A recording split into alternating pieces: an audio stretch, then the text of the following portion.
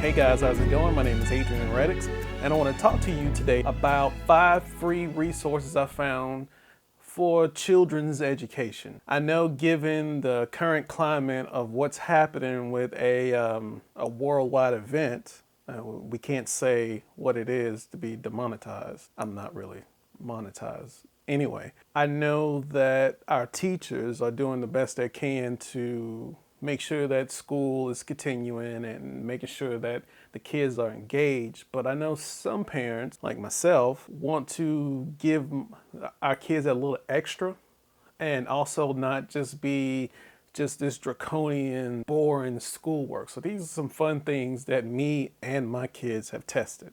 So, number one, it's going to be an app called Nearpod. Nearpod it's kind of cool. So let's just say I'm the teacher. I can go to this website called nearpod.com, of course. They have plenty of lesson plans, or you can have the ability to create your own lesson plan.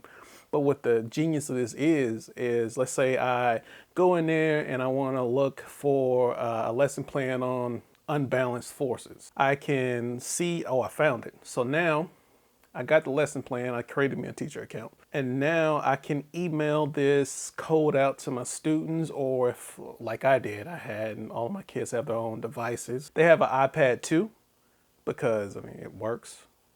And one has an iPad 2, and one has an Apple iPad Air 2.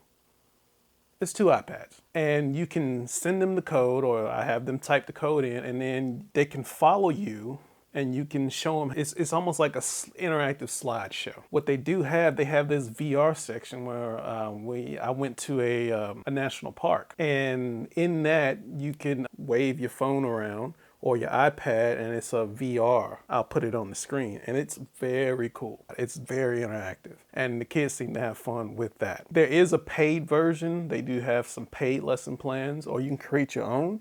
It's very robust. You can ask questions. You can interact, make the kids interact. They have videos you can watch. It's very, very cool. I like it. Number 2, Khan Kids / Khan Academy. Most of these on this list are going to be for elementary age kids. That's what I have, elementary age kids. Except for Khan Academy. Khan Academy, I don't know if you guys are familiar with it, but Sal Khan decided that he wanted education to be more accessible to people. So he decided to create this website, and that's where Khan Academy came from. I remember the days way back when it was him talking, and he had some type of drawing pad, and he was explaining concepts in a simple, easy to understand form. It was awesome. I think it came out around I was in college in like the mid 2000s. So it was pretty good. But Khan Kids, I was looking and I saw it, and I was like, well, Khan Academy is so good. Let's see what Khan Kids is about. So I downloaded it. My son was sitting next to me, and I was like, hey,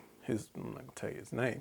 It's Nash. That's his name. I don't think he'll have a problem with me telling you his name. So I was like, Nash, can you try this out and see if you like it? So I didn't have my phone for literally 4 hours. He was like, Dad, this is too easy. Ugh. But it was so engaging and so thrilling to him, and so just captivating. He was on there for 4 hours, and he was learning, he was having fun.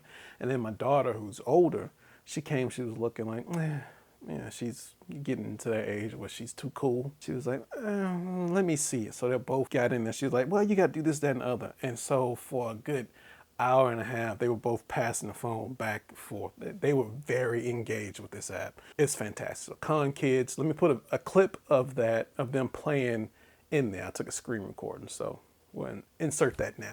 Or mountains. Thick fur keeps gray wolves warm. Fantastic app. Highly recommend it. The next one is National Geographic for Kids. I grew up reading those National Geographics. It's a wealth of information, but National Geographic for Kids gives that same attention to information that National Geographic is known for and puts it in an easy to learn form. I mean, it's very brightly colored. They have very engaging videos and the games. I kind of find myself playing the games a little more than I like to admit. It was a very, very fun time. I liked it so much. The kids liked it. Given National Geographic's pedigree of putting out great content, National Geographic Kids is definitely something I would recommend. Get a little water. The next one, Starfall. This was recommended to me by my sister-in-law. She is a teacher, and also my wife is a former teacher also. Starfall is a free resource that they use in their school district. I mean, it does have a paid part for it, but once you sign up, it's very, it's fun. It's a little goofy. And sometimes during times like these, a little goofiness is not something bad. The kids learn simple concepts, addition, nouns, verbs, just that basic elementary K through third things. The games are pretty cool. They have this weird noun alien game that I'll put a clip up of. Noun is a name of a person, place, or thing. It was very, it was unique, it was, but again, this playfulness and this goofiness is something that can get the kids' minds off of current situations. Keep them engaged and not have that summer loss, the brain drain, that gap they're gonna have between when they were out of school until school starts back. And the last one, this is a resource that you probably use today, right now, and that's YouTube Kids / YouTube. It's nothing new. My kids use YouTube all the time. Here's how you can engage them and make sure that they're watching things that aren't, well, you can split YouTube Kids up into fun and fun education of edutainment, right? What if you have the capability and have a smart TV, or you have a Roku or Fire TV or some type of streaming player, then you can have the YouTube Kids app. And what that is, it involves a little search. You can curate a list of things you want the kids to learn. So YouTube Kids has a lot of things on there. Let's say I want to have my kids do addition and subtraction. So I'll just load some videos about addition, subtraction, and all that. But just like everything else in life, everything can't be about work. So you can layer things in. You can curate their own list. They can sit in front of the TV. My TV's right here. You can sit in front of the TV and just play, stop, engage them, explain, hey, this is that. Why do we learn this? Why do we learn that? It's a very engaging process. But YouTube Kids and YouTube are going to be a very even, they can have fun and watch things like Ryan's Tour Review or things like that, or go on the other side and learn anything from addition, subtraction, cooking. My daughter likes watching recipe videos for some reason. She must like to eat like I do. So YouTube is that wealth of knowledge that I would definitely suggest for anybody to engage in or engage with their kids in. Okay, bonus. I know I'm always throwing these bonuses out at you. So the bonus is something that is quite obvious, or maybe it's not. The bonus free educational resource, or it's kind of free, it's gonna be your local library. Local library, let me tell you why. In my local library and in a lot of